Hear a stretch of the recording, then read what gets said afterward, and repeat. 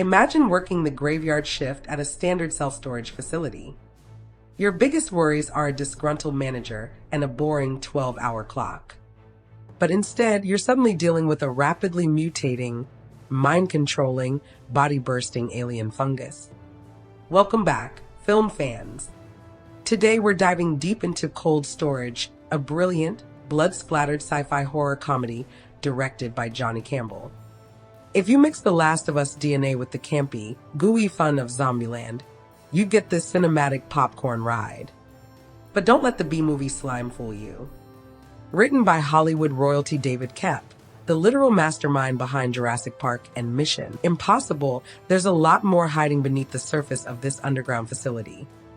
In this video, we're breaking down the literal and metaphorical meaning of the title, the rich symbolism, the hidden details you missed, and the wild real-world history that inspired the story. Smash that subscribe button, lock your doors, and let's freeze frame Cold Storage. First, let's get everyone up to speed on the plot.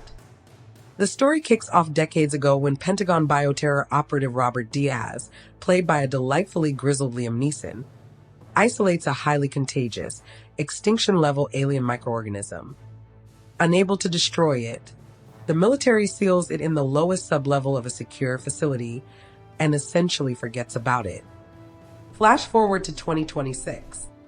The military base has been decommissioned and bought out by a commercial self-storage company.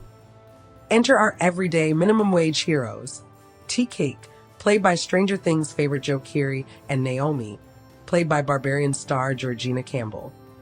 When a routine malfunction causes underground temperatures to spike, the dormant fungus wakes up.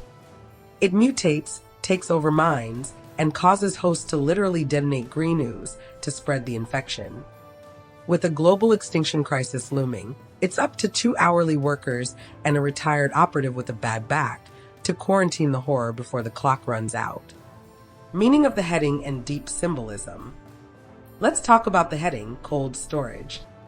On a literal level, it refers to the physiological conditions required to keep the pathogen dormant, essentially a physical lockbox. But metaphorically, cold storage is a sharp critique of bureaucratic complacency. Think about it. How does humanity deal with its biggest threats, climate change, toxic waste, global pandemics? We don't solve them, we put them in cold storage. We box them up, bury them under bureaucratic red tape, and hand the problem off to the next generation. That brings us to the core symbolism of the movie, the facility as society. The self-storage unit is divided into literal levels. The top levels represent modern consumerism, people storing excess 4K TVs and old junk. The lowest levels house the deadly, forgotten sins of our past. The fungus itself symbolizes the inevitable return of repressed crises. The moment the temperature rises, a subtle nod to global warming, the past literalizes itself and comes back to destroy the present. Hidden details and Easter eggs. David Koepp loves baking hidden details into his scripts, and Cold Storage is packed with them. A heartbreaking real-life connection.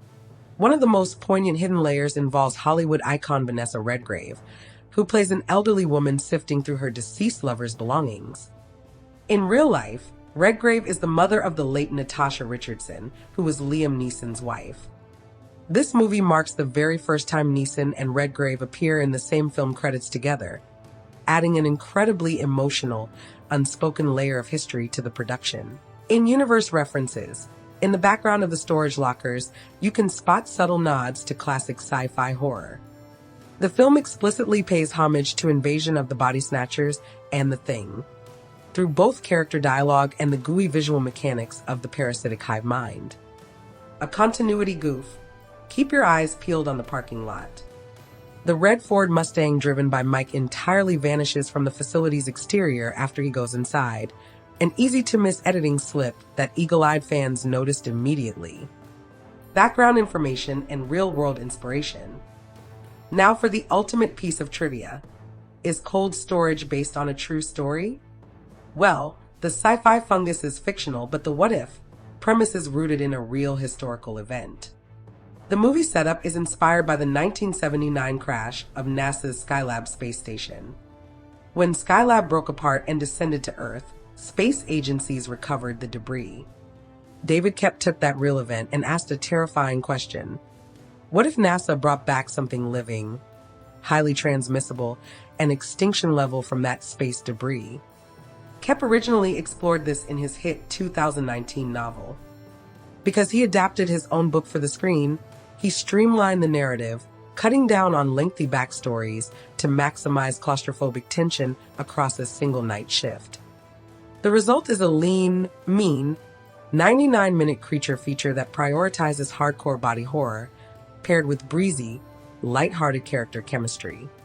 Ultimately, Cold Storage reminds us that the things we try hardest to bury have a funny way of bubbling back up to the surface. The ending of Cold Storage sees our heroes narrowly escape after detonating a tactical nuclear device to incinerate the underground fungal outbreak. While the main facility collapses into a crater and the immediate crisis appears neutralized, the very last frame undercuts any sense of victory, cutting to a quiet field where a herd of deer is grazing.